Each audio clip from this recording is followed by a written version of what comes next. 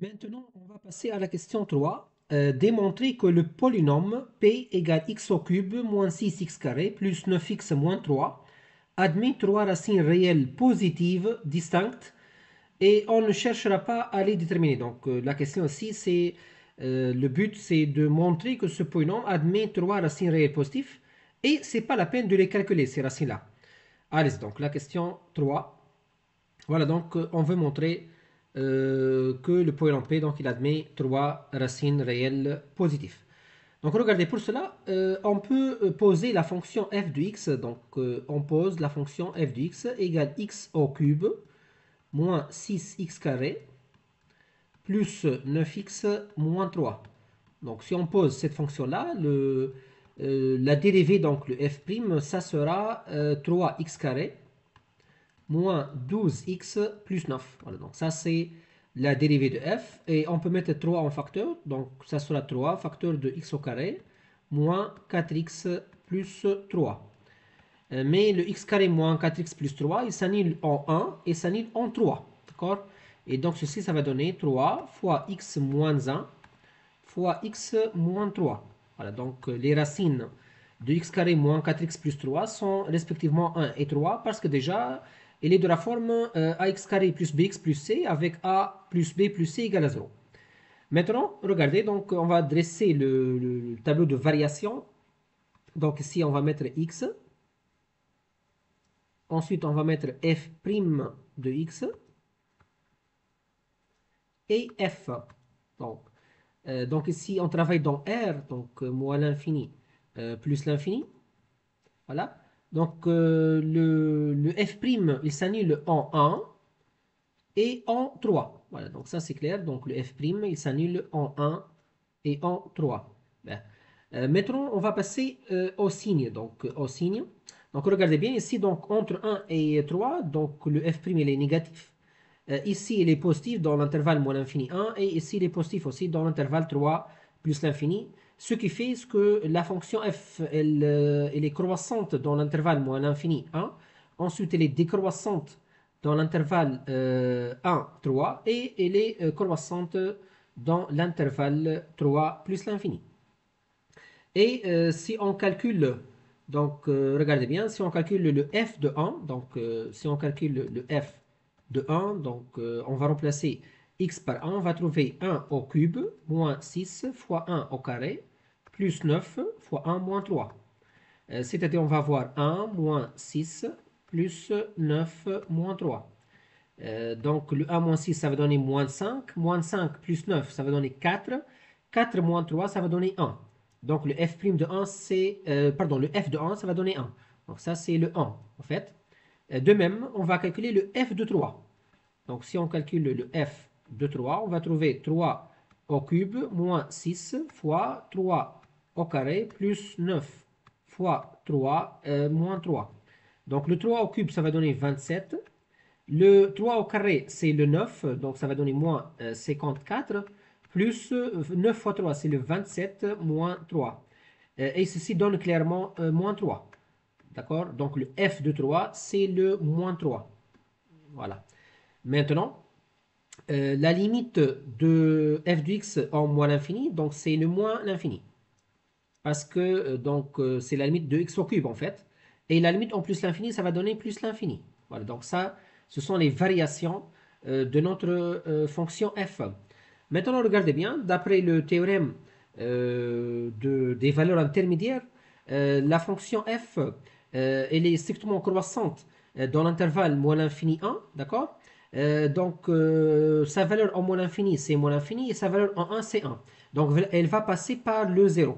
Donc, elle va passer par le 0, c'est-à-dire il existe une valeur petit, donc il existe une valeur C1, par exemple, donc je vais noter C1 dans l'intervalle moins l'infini 1, tel que f de C1 égale à 0. D'accord? Et déjà, on peut remarquer que f de 0 égale à moins 3. Donc, le f de 0, c'est moins 3. Donc, ici, on va avoir la valeur, donc, moins 3. Voilà. Et donc, ici, on va avoir le 0. C'est-à-dire, le C1, il est positif. D'accord? Le C1, il est positif parce que déjà, le f de 0, c'est moins 3. Et le f de C1, c'est 0 et la fonction déjà, elle est croissante. De même, dans l'intervalle 1, 3, la fonction elle est strictement décroissante. Le f de 1, c'est 1 et le f de 3, c'est le moins 3. Donc, on va trouver un C2, donc ici dans l'intervalle 1, 3, tel que f de C2 égale à 0 aussi. Voilà. De même, la fonction elle est strictement croissante dans l'intervalle 3 plus l'infini. Le f de 3, c'est moins 3 et f en plus l'infini, ça donne plus l'infini. C'est-à-dire, on va trouver une valeur C3 dans l'intervalle 3 plus l'infini dans laquelle le f s'annule. Voilà, donc tel que f de C3 égale à 0. Donc, c'est-à-dire, qu'est-ce qu'on a trouvé? Donc, on a trouvé f de C1 égale à 0, aussi f de C2 égale à 0 et f de C3 égale à 0. Donc, ici, avec le C1, ça sera dans l'intervalle 0,1. Le C2, donc ça sera dans l'intervalle 1, 3. Et le C3, ça sera un réel dans l'intervalle 3 plus l'infini. Voilà. Et voilà, donc, puisque la fonction f s'annule, mais n'oubliez pas, le f de x, en fait, c'est le p appliqué à grand x. Donc, le polynôme p appliqué à grand x, c'est le f de petit x. Donc, on a travaillé ici avec la fonction f au lieu de p. Et donc, le P, il va admettre, donc on va avoir P appliqué à C1 égale aussi à 0, le P appliqué à C2 égale à 0, et le P appliqué à C3 égale à 0. Autrement dit, le P va admettre trois racines réelles positives, voilà, donc, parce qu'ils sont déjà dans l'intervalle 0, 1, 1, 3 et 3 plus l'infini. Donc, ici, le C1, il est positif, le C2, il est positif, et aussi le C3 positif. Voilà, donc P admet trois racines réelles, voilà, positifs et distincts. Voilà, trois réels, positifs et distincts. Et donc, c'est pas la peine de les calculer en fait. Donc, la question, juste, on veut montrer l'existence de ces trois racines. Voilà. Donc, on a pu montrer l'existence de ces trois réels positifs distincts. Et ceci à travers, en utilisant le théorème des valeurs intermédiaires. On passe maintenant à la question suivante. Maintenant, donc on va retourner à l'énoncé avec maintenant la question 4. Donc la question 4, on déduit que la matrice B, donc qui comporte 1, 0, 1, 0, 2, 1 et 1, 1, 3 dans les lignes respectivement, est définie positive. Voilà, donc c'est ça la question. On veut montrer que la matrice B, elle est définie positive. Donc allez-y. Donc c'est ça notre question. Donc, pour montrer que la matrice B est définie positive, en utilisant la question 2, il suffit de montrer que le spectre de B il est inclus dans R plus étoile. Donc, tout d'abord, on va calculer les valeurs propres de B. Pour cela, on calcule le polynôme caractéristique de B. Donc, le xi B de x. Donc, je rappelle, ça, c'est le déterminant de x i3 moins B. Voilà. C'est-à-dire, donc, c'est le déterminant de x moins 1, 0, moins 1 dans la première colonne, 0, x moins 2, moins 1 dans la deuxième colonne et moins 1, x moins 3 dans la troisième colonne. Voilà, donc ça, c'est le déterminant.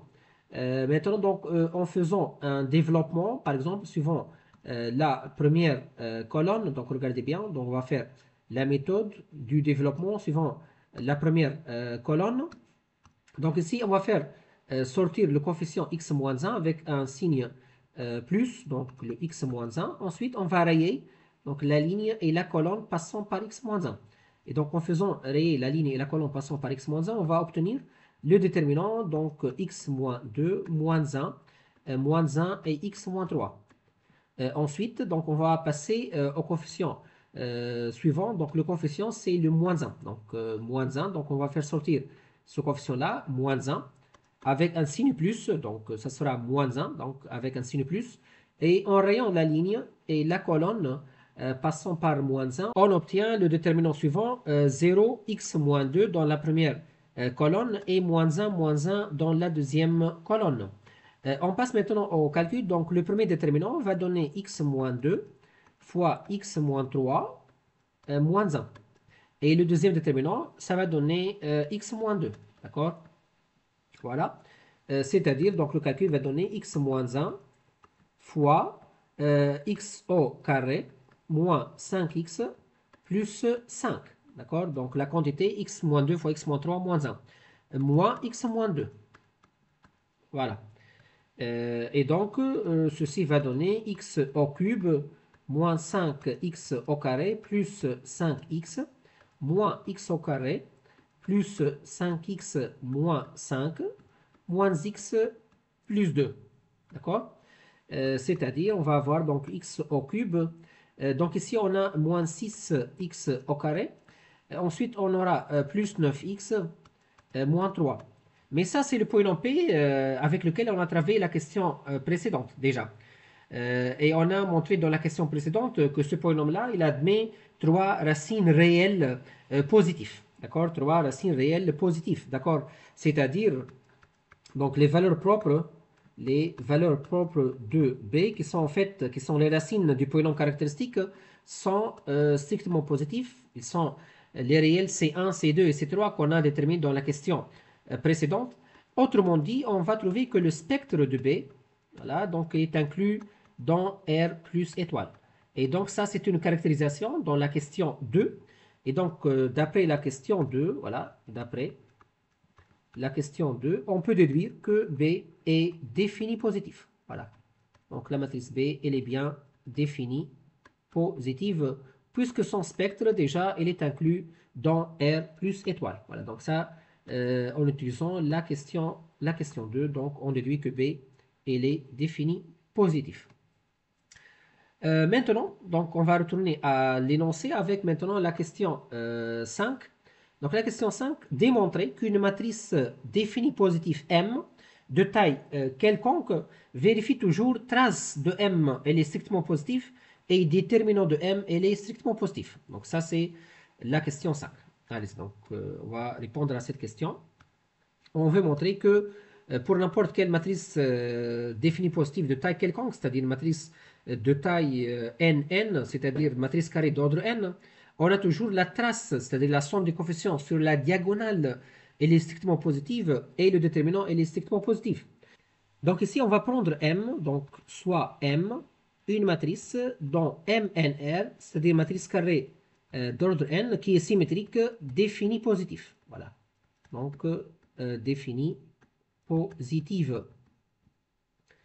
Donc, d'après ce que précède, donc on aura le spectre de M, il est inclus dans R plus étoile.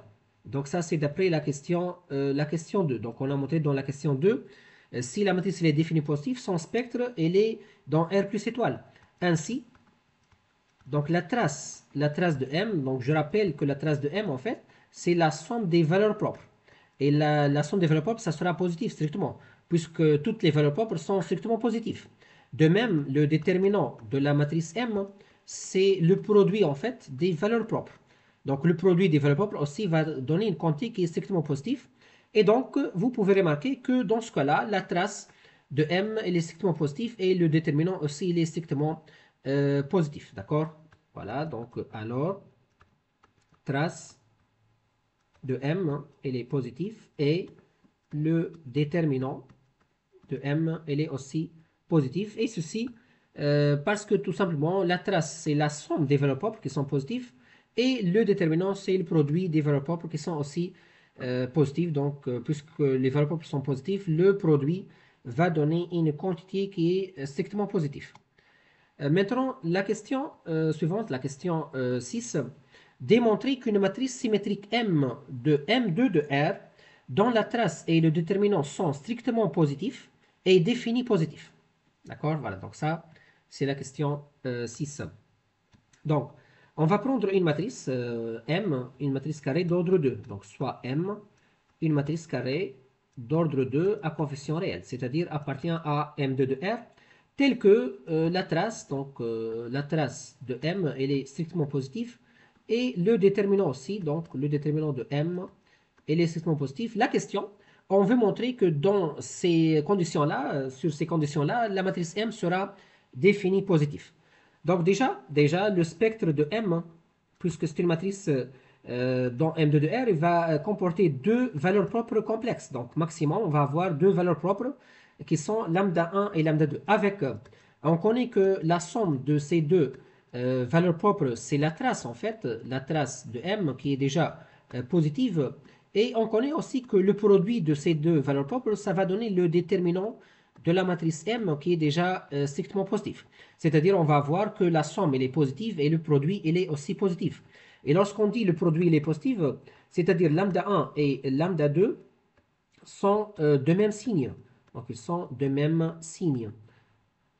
D'accord? C'est-à-dire, on va avoir deux cas, ou bien lambda 1, elle est positive strictement et lambda 2 strictement positif, ou bien lambda 1, elle est strictement négatif et lambda 2, elle est aussi strictement négatif. Donc, puisque le produit il est strictement positif, c'est-à-dire, on ne peut pas avoir lambda 1 égale à 0 ou bien lambda 2 égale à 0. Et d'autre part, le produit positif va donner que les lambda i sont de même signe. Or, le deuxième cas, donc ça c'est absurde. Donc ça c'est absurde ou bien impossible.